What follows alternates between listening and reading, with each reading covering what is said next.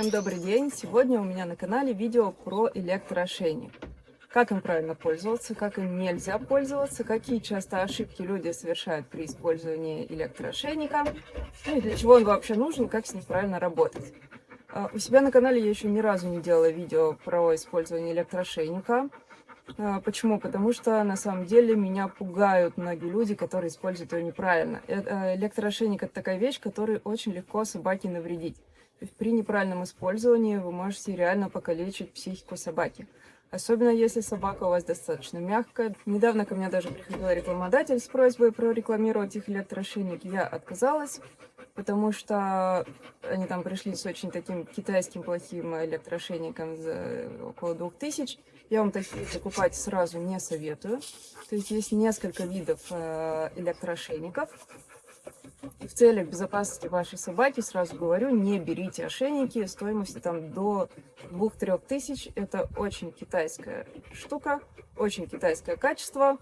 Чем они опасны? Они могут иногда непроизвольно срабатывать. То есть вы не нажимали кнопку, а вашу собаку шибануло. Часто жалуются владельцы таких ошейников, да, в комментариях можно прочитать.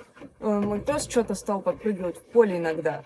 Может быть, на что-то накалывается. Нет, он ни на что-то накалывается, просто такой ошейник бывает срабатывает без вашего действия. Ну, естественно, если вы не желаете такого своей собаке, а это очень повредит вашей собаке, то не приобретайте их. Плюс ко всему, у таких ошейников очень плохая влагозащита, и, скорее всего, долго он не проработает. Ну, давайте начнем с того, что такое вообще электроошейник, как он выглядит. У меня с собой вот 3 экземпляра электроошейника.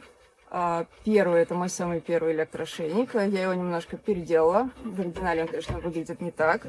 В оригинале он выглядит вот так. То есть у него имеются 2 таких вот электрода, да, которые прилегают к шее собаки через шерсть, и, собственно, через них и происходит воздействие.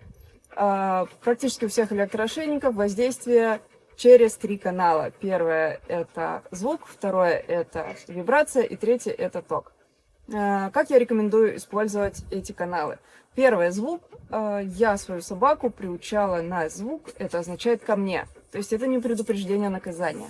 Это именно команда «ко мне», и звук он бояться не должен. Плюс, если в дальнейшем вы планируете использовать бипер, вам тоже это поможет, потому что если звук вы будете использовать как предупреждение наказания, то, соответственно, бипера ваша собака потом будет очень долго бояться, очень долго смущаться этого писка.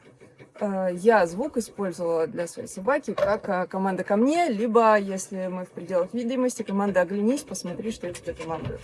Поэтому вот для своей собаки, этому причем ошейнику уже лет 7, я его сама немножко модернизировала, я спиливала вот эти вот штучки торчащие, потому что моей собаке достаточно было и вибрации для воздействия, а вот эти вот штуки, они постоянно мешают, и он постоянно чесался. Ну, то есть они упираются в шею, и это не очень комфортно. У этих ошейников они, к сожалению, не снимаются, то есть их можно только спилить.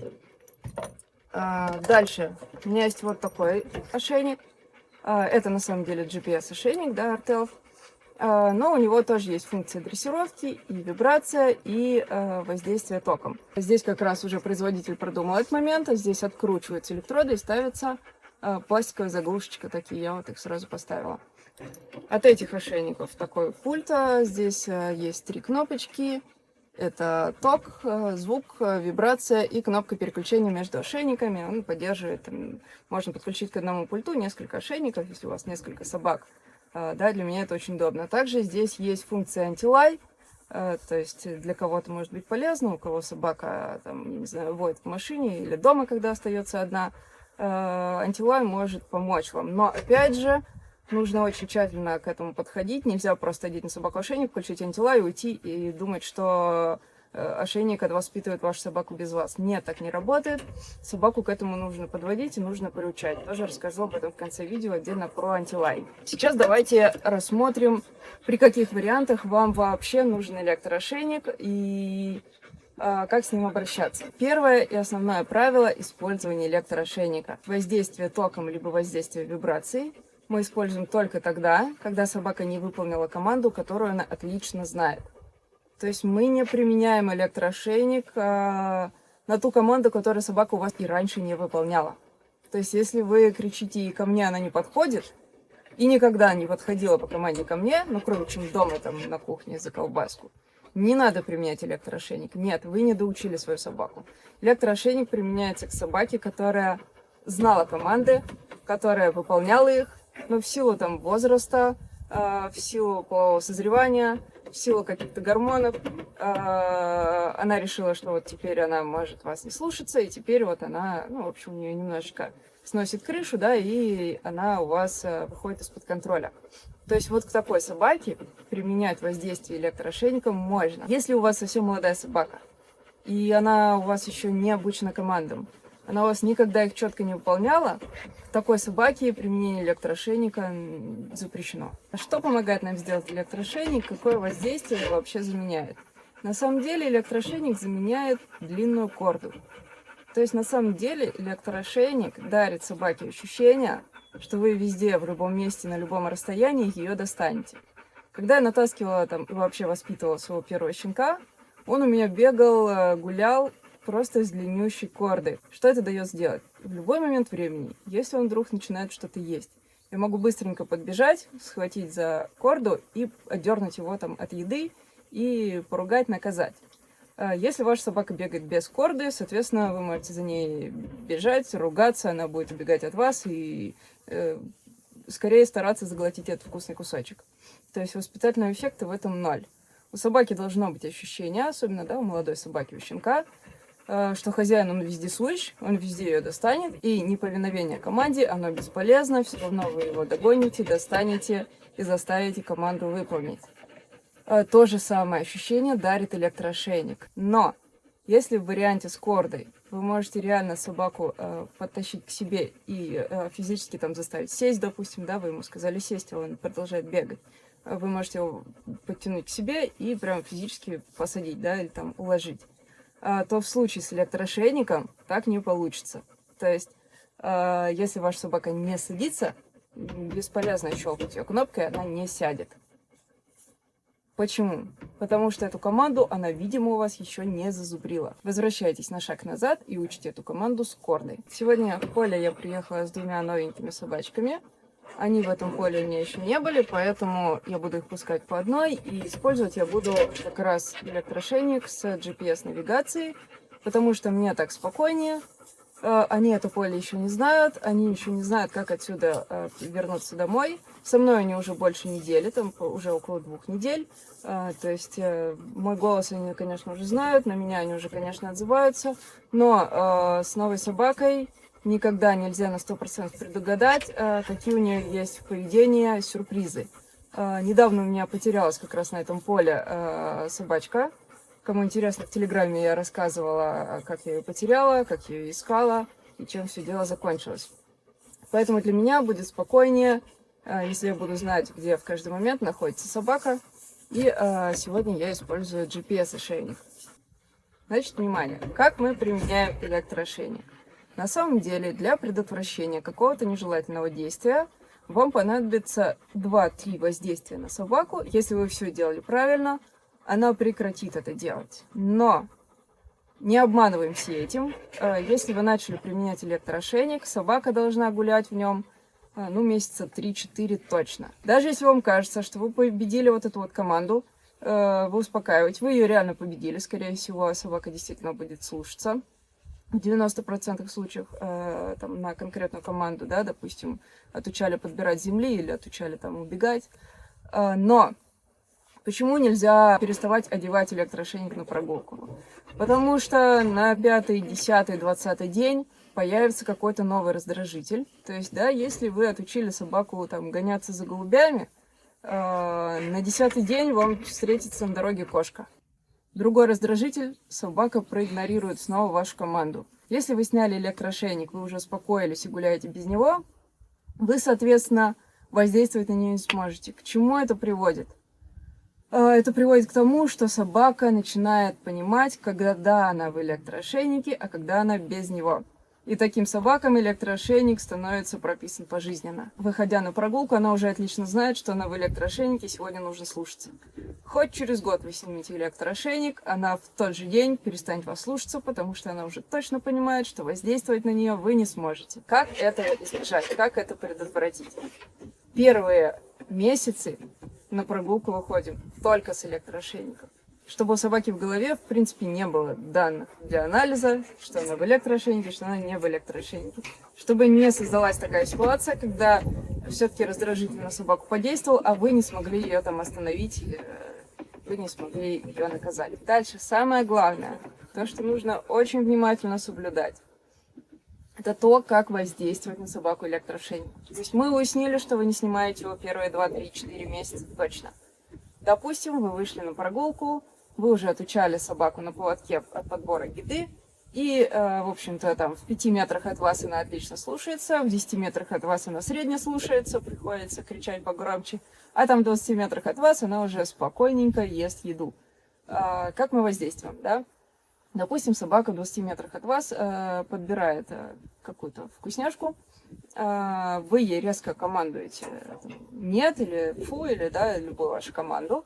Выжидаете 1 секунду, 1 секунду ровно. Нажимаете предупреждающий сигнал, то есть вибрацию. Если собака не послушала вибрацию, идет воздействие током через секунду. Да? Команда, секунда, вибрация, секунда, ток. Почему так? Вы даете собаке время среагировать на вашу команду. Еще имейте в виду и проверьте дома, ваш ошейник, скорее всего, работает с отставанием примерно в секунду. Ну, у всех они разные, да, проверьте дома, посмотрите, вы нажимаете кнопку, как быстро отзывается ошейник на собаке, да, то есть, чтобы соблюдать вот этот баланс во времени. Дальше, какой уровень воздействия током выставлять на ошейнике? Вот на этом, например, у меня 10 уровней, то есть я могу поставить от 1 до 10, да, 10 шагов. На этом у меня 3 уровня, слабый, средний и сильный. В принципе, и того достаточно. Там не нужно калибровать шагово. Какой уровень мы выставляем? Ну, вы можете на единичке на себе проверить, там, скорее всего, будет просто вот такой вот щелчок, ничего заметного. И хозяева, когда в первый раз одевают ошейник, они думают, ну, начнем с единички там или с двоечки. Нет, это неправильно, нельзя так начинать.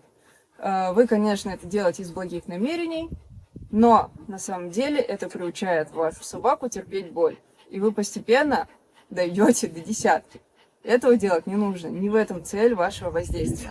Ставьте сразу 3, 4, да, если у вас вот такой-то, вот сразу ставьте среднее. Почему? Потому что собака сразу должна понять, что с таким воздействием она спорить не намерена. Если вы ставите 2, она первый раз, конечно, от неожиданности там выплюнет этот кусочек или перестанет за кем-то бежать или что-то еще. Но в следующий раз она подумает, ага, в принципе, было не очень-то и страшно. И она в следующий раз начинает продолжать действие. Вы, как добрый хозяин, прибавляете один шажок.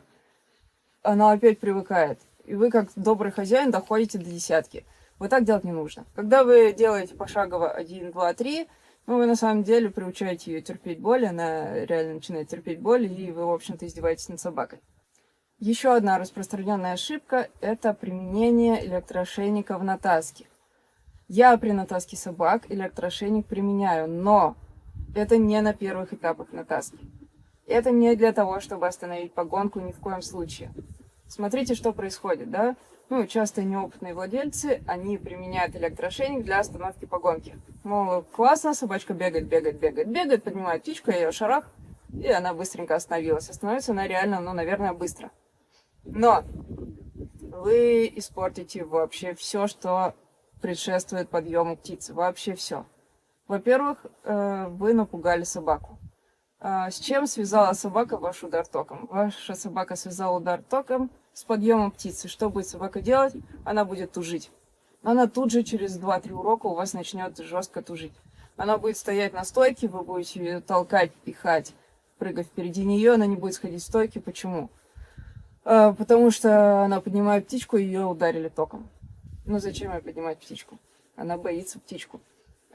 Поиск, да, поиск становится менее азартный, менее эффективный, она начинает вяло искать, она побаивается окончания своей работы. Поэтому это очень неправильно останавливать собаку электроошейником. На моих видео вы всегда видели, что собаки у меня начинают натаску с кордой. когда я применяю электроошейник. Если вообще я вижу, что собаку следует в этом году останавливать, то есть у нее хороший активный поиск, она не боится, она разгоняется, у нее много азарта, можем начать ее потихоньку останавливать. Да, вы видите, что собаки у меня все начинают натаску на кордах. Поднимаем птичку, сначала я всем даю гонять. Пожалуйста, погоняйте, поймите, что вы не можете догнать эту птичку, собака должна получить этот опыт, она должна понять, что каждая птичка, что взлетела, она улетела. Бесполезно за ней бегать. Дальше я начинаю останавливать собаку после подъема птицы на корде. То есть собачка подняла птицу, и стоп, и я ее просто физически останавливаю кордой. Она там может прыгать на конце этой корды, рваться вперед, ну просто я ее останавливаю, держу, да, останавливаю и не даю ей побежать. Со временем собака и здесь немножечко успокаивается, то есть поднимаю птичку, я держу корду, она один раз дернулась. Ну, в общем-то, стоит, она знает, что все равно ей уже бежать не удастся. Дальше, когда мы тренируемся, уже собака начинает сама останавливаться. Она и так знает, что кордой я ее остановлю, и по команде стоп она останавливается.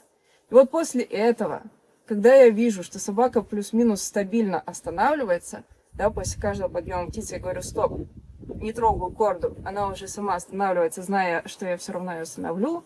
Вот тогда, просто чтобы она уже не таскала за собой корду, я оставляю электроошейник на те случаи, когда случится там какая-то провокация от птицы, да, она поднимет какую-нибудь птичку, которая будет отвлекать ее, например, или она поднимет стайную куропатку, по которой еще не работала. Естественно, она может сорваться.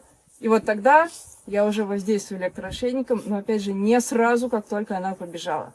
Я дам ей пробежать 10 метров, чтобы она поняла, что воздействую на нее во время гоньбы, а не во время подъема птицы. Если даже вы начинаете заниматься с электроошейником в поле, собака у вас погнала, дайте ей прогнать. Не ваша цель прямо вот сейчас остановить ее. Ваша цель негативно воздействовать на нее во время погонки. Вам не надо, чтобы она в эту же погонку остановилась. То есть не надо ее шарахать так, чтобы она там споткнулась. Нет. Вы на нее воздействовали, она вроде как и продолжила гнать.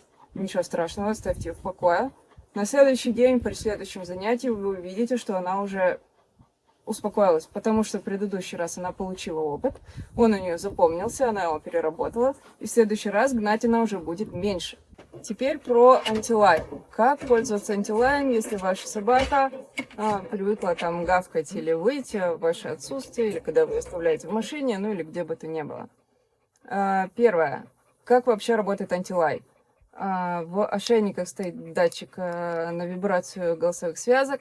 Когда он это чувствует на шее собаки, он начинает ее сначала предупреждать пик-пик и звуком, а потом вибрации.